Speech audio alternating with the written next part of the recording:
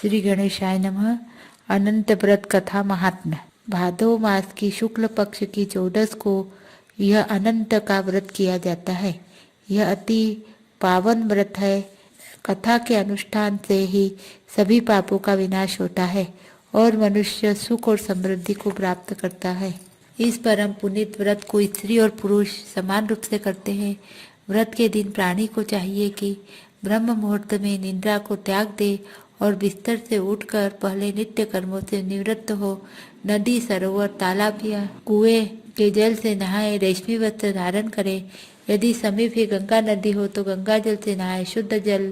शुद्ध होकर मन को अनंत भगवान के चरण कमलों में लगाए। एकाग्र मन से व्रत का निश्चय करे। पवित्र मन से निश्चय करके सभी सामग्री को लेकर जल के किनारे जाए।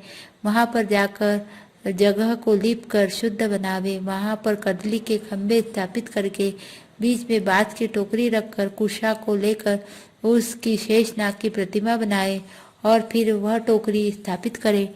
पंचामृत से शेषनाग को नहलावे। शुद्ध से नहलाकर उनके शरीर को अच्छी तरह सुखा ले। कलश के समीप दीपक जलाकर रखे। चंदन, अगर, धूप आदि गंध दे। रोली चावल से पूजन करे। फिर पुष्पमाला धारण करावे। फिर विभिन्न नामों से भगवान शेषनाग का आह्वान करे। अनंत भगवान को इस समस्त विश्व की उत्पत्ति करता, पालन करता, संहार करता माने। भगवान अनंत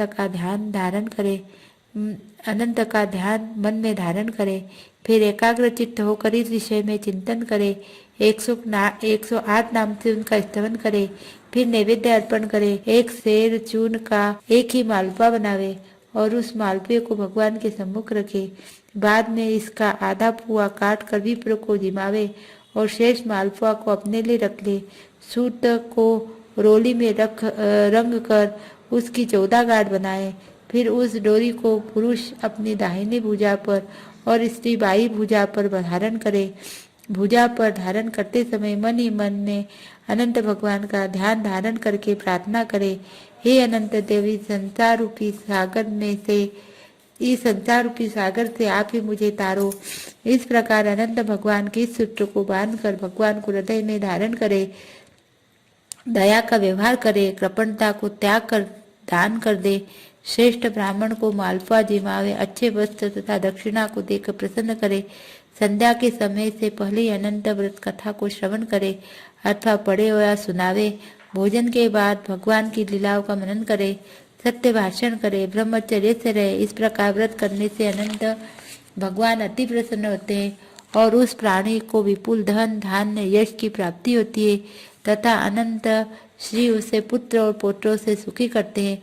अनंत भगवान की कृपा का वर्णन करना अत्यंत दुर्लभ है। इति अनंत कथा महात्मा संपूर्ण।